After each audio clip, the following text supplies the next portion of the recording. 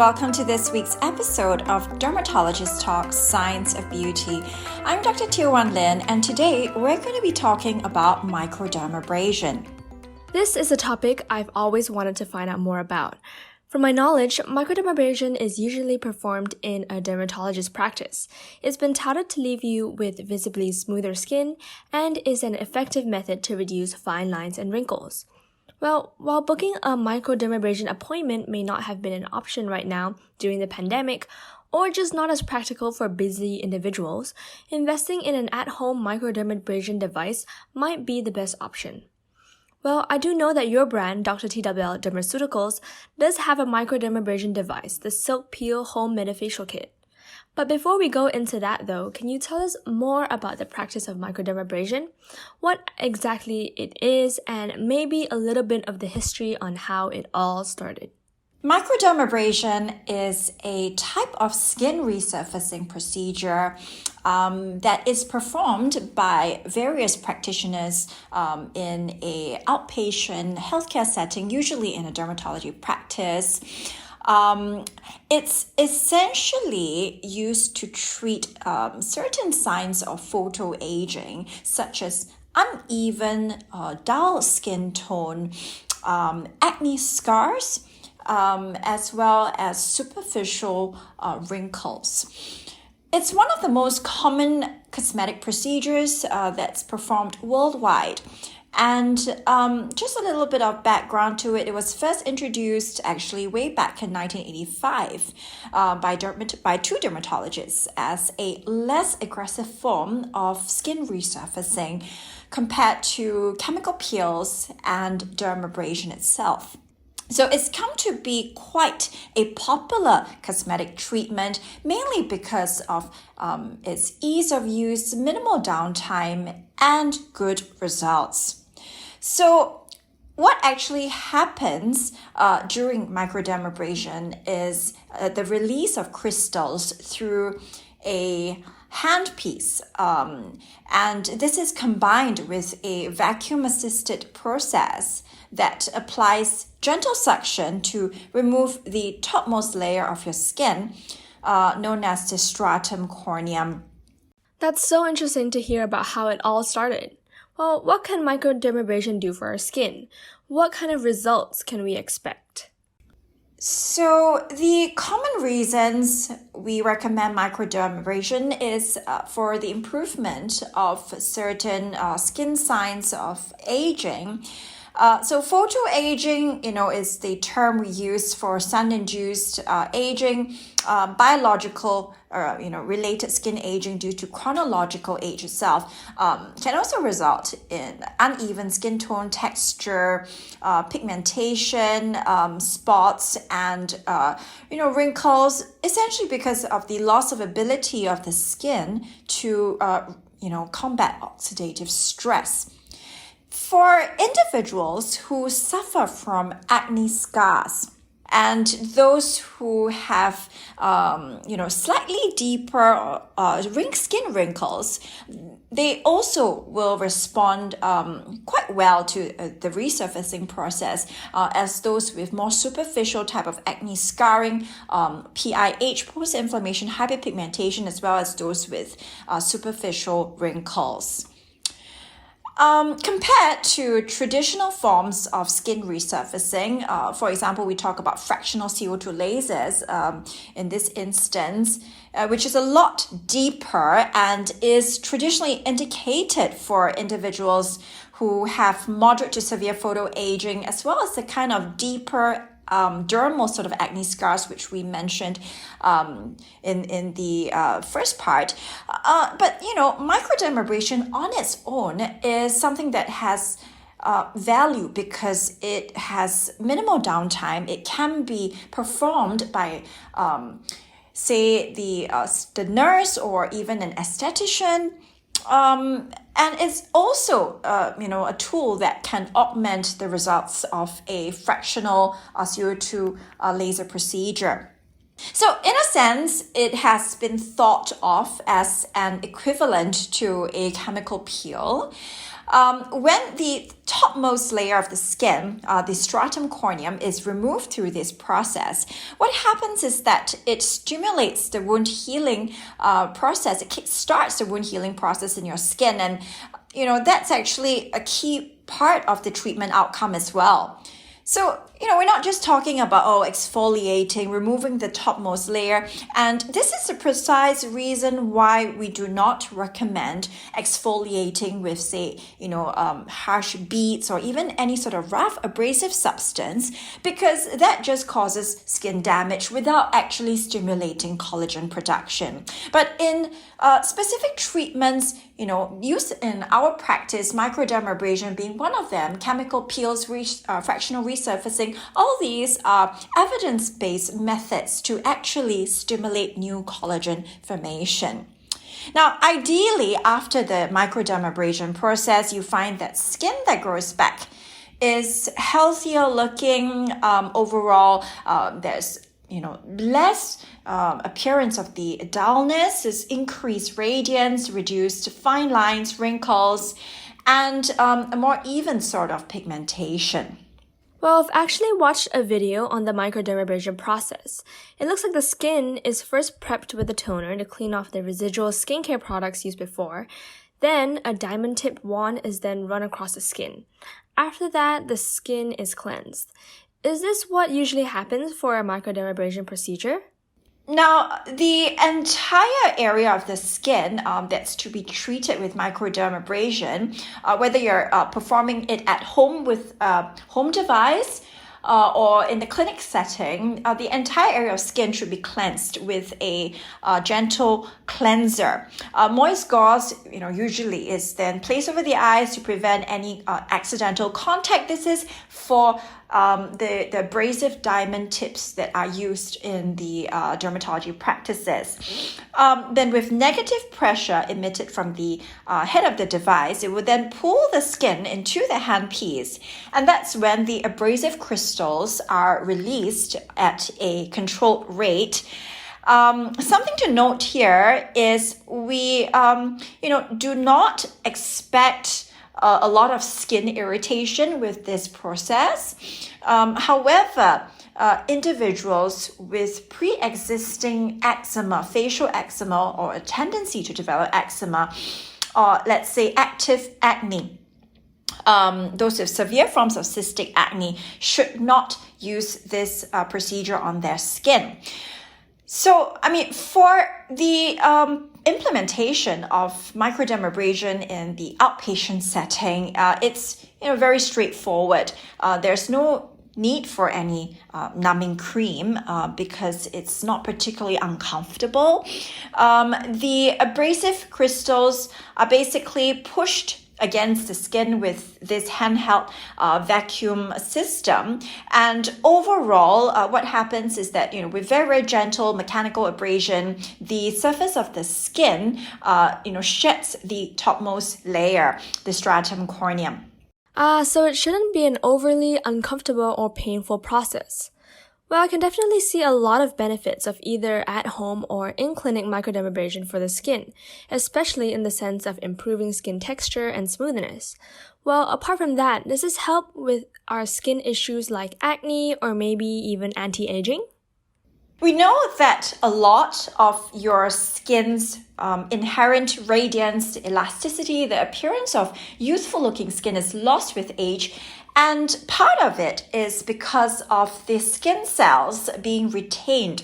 This comes with increased chronological age. And, something to note is that in acne-prone patients, we find that there is retention of the dead skin cells around the hair follicles, a phenomenon we call follicular hyperkeratosis. And that is the reason why, chemical peels and microdermabrasion are sort of treatment adjuncts for individuals who suffer from active acne as well. But to note, usually not the cystic or infected types of acne. So those with acne can go ahead and try out this procedure as well, as it may actually work as part of treatment too. Well, In that case, what can we expect after microdermabrasion? What is the aftercare like? Well, that's a very good question because what happens after the microdermabrasion procedure is equally important to what happens during the procedure, which is what we've been talking about so far. Part of the wound healing process is essentially the regrowth of your skin. So the new skin, the new epidermis, which we hope is and it will look more radiant, refreshed simply because the cells are younger. This overall leads to a better cosmetic effect, something that we also see in superficial and medium depth chemical peels. On that note, you've also talked a little bit about microdermabrasion being compared with chemical peels, in the sense that they are both exfoliation procedures. Well, how are they different? Is one better than the other? So it's actually really important to put this in the context of Asia. Now, as a dermatologist practicing in Singapore, most of my patients belong to the category of skin of color. And, we are actually really cautious about using medium or even deep chemical peels in our practice. And in fact, I don't use any of those, in our Asian patients, because unlike in Caucasian patients, there's this inherent risk, and there's a much higher risk of developing hyperpigmentation. Now, the benefit of microdermabrasion is because the process is a mechanical one.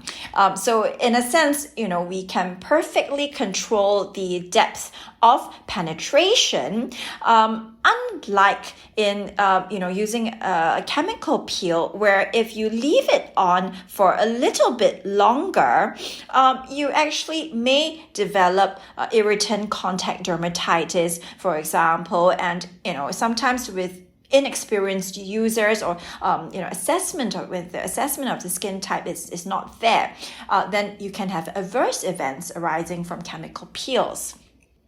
So because it's like a mechanical process, it has really nothing to do with the length of time or, any differences in the concentrations, which must, to a lay person or to a non-specialized personnel, which if they mess up will actually cause adverse reactions.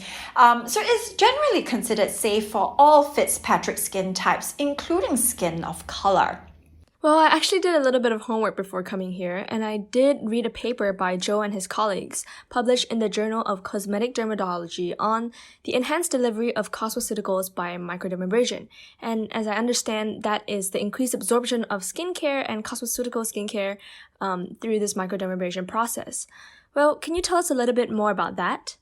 Something we want to discuss here is the fact that your skin can actually absorb cosmeceuticals and medications much better with microdermabrasion. This has been proven in studies, and it's important to note that it also enables active dermal cosmetics that usually do not penetrate the skin barrier very well to be absorbed better. Now, there are several ongoing studies which so far show promising results using microdermabrasion as a tool to enhance transdermal drug delivery. All this, of course, we want to emphasize that it is in the field of cosmetic science that we're applying it to rather than, delivery of medications for systemic illnesses. With so many benefits mentioned, in all, is microdermabrasion good for your skin? Are there any situations or certain skin types where it is not recommended? So the answer is yes, in the context of improving the signs of photoaging and as an adjunct in the treatment of moderate to severe acne scars. It is a relatively low-cost, safe, and efficient way to stimulate new skin cells to grow. However, it's really important to note that for in-clinic microdermabrasion, because the tools used are a lot more abrasive than the home kits, it should be performed under medical supervision. So even if it's done by non-medical personnel. there are some pre-existing skin conditions that dermatologists would usually be aware of and, ensure that, we do not perform procedures on such patients. And that would be, skin infections. So people with active cold sores, or let's say they have a history of recurrent cold sores, they may be a very poor candidate for microdermabrasion. So if they have any other form of active lesions or broken skin on their face, so active acne, for example, those with cystic acne, these individuals are not suited for the procedure. For individuals who suffer from certain types of pigmentation, such as melasma, we have to be very careful about using microdermabrasion in skin of color. With the condition melasma, it's often a hit and miss because sometimes we find that the mechanical trauma to skin can actually activate the melanocytes, which causes more hyperpigmentation. There are also a few specific concerns about microdermabrasion, especially in Asian skin. You mentioned briefly about hyperpigmentation before. Is there anything specific we should look out for when it comes to using this facial procedure? Well, it is very helpful for individuals who want an adjunct to their current anti-aging regimen to include microdermabrasion in their skincare routine. For chemical peels, I feel that between the at-home microdermabrasion kits and trying a online version of a illegal chemical peel, I feel that it's definitely much safer to use a home device.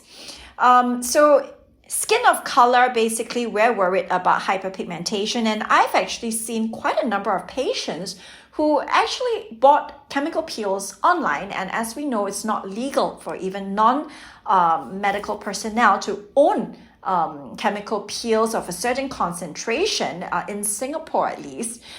So these people ended up with chemical burns.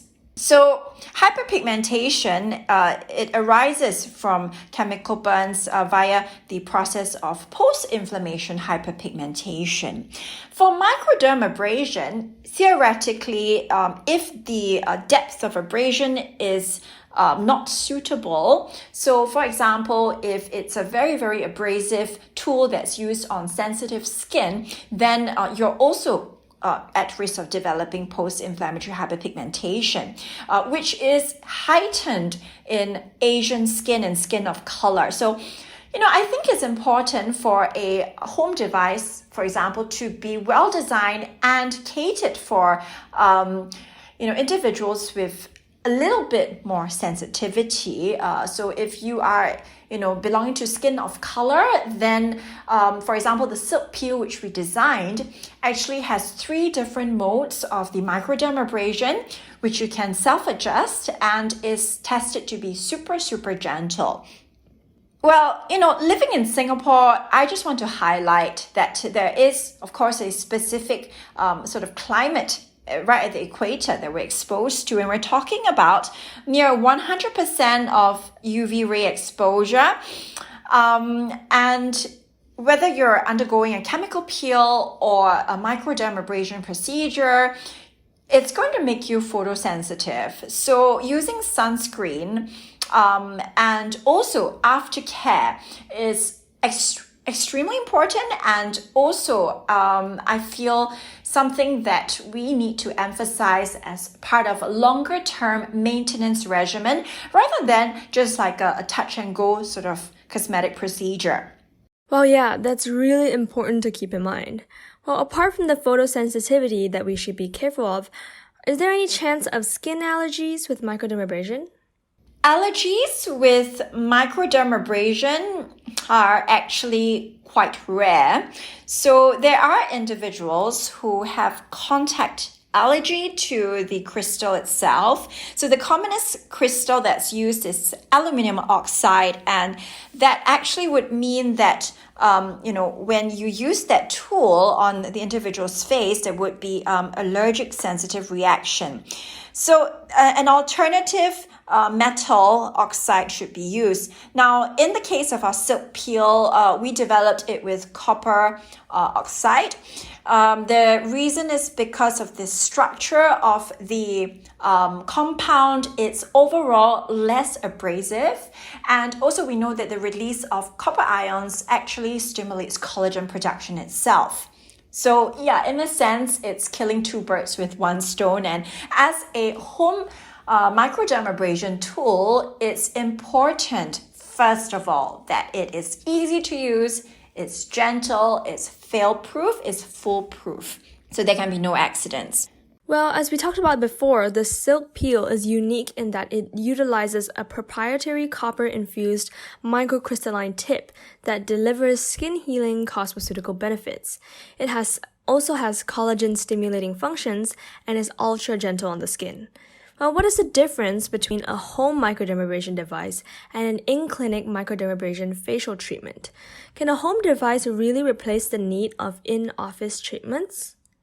So, about this difference between at-home microdermabrasion compared to an in-office treatment, it's a very relevant question. So when we launched the biomaterials arm in late 2019, the silk peel was a home microdermabrasion device that we developed for our overseas patients who were unable to follow up with us, when they come in to do their medical microdermabrasion procedures and then they leave and they feel like they want an equivalent, which they can also have access to at home. And, with COVID-19, I think this at-home device has become even more relevant.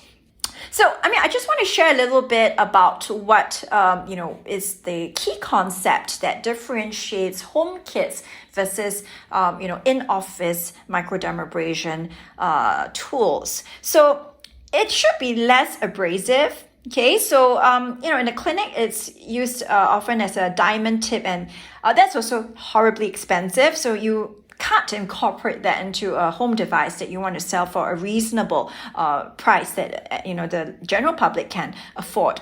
And also in the clinic setting, that sort of diamond tip needs to be used by another person. You can't do it on yourself, and you need to protect your eyes, etc. And, if you have any of these contraindications, which we discussed before, then, nobody will pick it up, and that can be very dangerous, and it can really aggravate your condition. So the home kits, we often use aluminum oxide. In this case, we use copper oxide. These crystals are released when microdermabrasion is performed. So we talked about the handpiece that comes with it, with vacuum suction that helps to remove the topmost layer of your skin in the process. So the whole purpose of this home microdermabrasion kit, is pretty similar to the clinic microdermabrasion procedure in the sense that we want to stimulate skin cell renewal, but at the same time for the home device, because we expect it to be performed more frequently, because it's much gentler on skin, it's easy to use, you have access to it, it's like a one-time purchase. We also want to highlight the fact that you can use it to increase the absorption of cosmeceutical serums. We can layer a few different products into our skin, but we do want to make sure each step is getting absorbed and is bringing the most benefits to our skin. Well, one of the benefits of the silk peel, like you mentioned, is the increased absorption of cosmeceutical active ingredients into the skin. Can you tell us more about the science behind this? Now, it's probably not as well publicized, the fact that microdermabrasion remains a very effective tool to increase delivery of dermal cosmetics.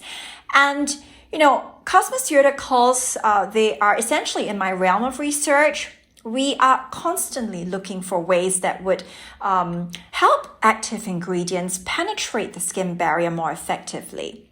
Well, what do you think of the technology behind home devices that are all the rage in the skincare and beauty world right now? As you grow older, you're less able to absorb active ingredients. With microdermabrasion, it's actually the perfect sort of home device to introduce into your skincare regimen. Let me explain why. For all other types of home facial devices, including the popular LED light home devices, I do not think that it contains enough wattage in comparison to what has been studied and practiced in offices for the treatment of either acne or increasing skin radiance with these photobiological effects of LED lights. So the device itself, first of all, if it's a home use device, it's actually pretty small. And also the cost of manufacturing has to be taken into consideration. Now, with microdermabrasion, I feel that it fulfills many of the criteria, including safety, efficacy, ease of use, and actually having a real function in terms of fighting the aging process and even as the adjunct treatment of common skin conditions such as acne scars. So it's certainly my top choice for a home device. Now, when we developed the Silk Peel Medifacial Kit, we also incorporated medifacial solutions compounded by our pharmacy. So that's actually what we have been using in our clinic with our vacuum microdermabrasion system. So if you understand the Korean medifacials, the hydrofacial, these are all forms of microdermabrasion that actually use this vacuum technology to infuse antioxidants and other dermocosmetic ingredients into your skin. Now, depending on your skin concern, be it hyperpigmentation, other types of pigmentation, oily skin, acne-prone skin, or even sensitivity and eczema, the choice of the ingredients we put in the medifacial solutions is specifically tailored to address those concerns. And you know that the vacuum microdermabrasion process, which you can use with the device at home, is going to increase the absorption of these active ingredients, which actually is the main point, whatever you apply on your skin. Now, frankly, this is a point when I just have to highlight that if we were to think of, I feel lazy and I just can't imagine doing all these things for myself, why can't I just put one cream and that's it? Well, the reason is this: if you're trying to treat an active pathology, you have to deliver the correct therapy. And for skin, you are going to apply the active ingredients in order for it to exert an effect. But that's not just the end of the story. You also need it to penetrate the skin barrier. So I feel that besides all, we've spoken about in the realm of dermocosmetic formulation, the efficacy and the evidence behind these active ingredients, we now want to talk about how to increase the absorption of these active ingredients. Now, the amazing thing about microdermabrasion is that one does not need to attend a clinic for the treatment anymore. We actually have incorporated this technology into a handheld device we call the Silk Peel, which essentially uses an abrasive crystal copper oxide, which helps to resurface the skin as the vacuum action is released through the handpiece. This is recommended for use in conjunction with our cosmeceuticals as it increases the absorption of skincare, as well as the exfoliating benefits of a classic in-clinic microdermabrasion treatment. Well, we've talked about all you need to know about microdermabrasion today, the benefits for your skin, how it can be used as adjunct treatment for those with acne, and how it holds up to chemical peel exfoliations. Well, that's it for this week's episode of Dermatologist Talks Science of Beauty.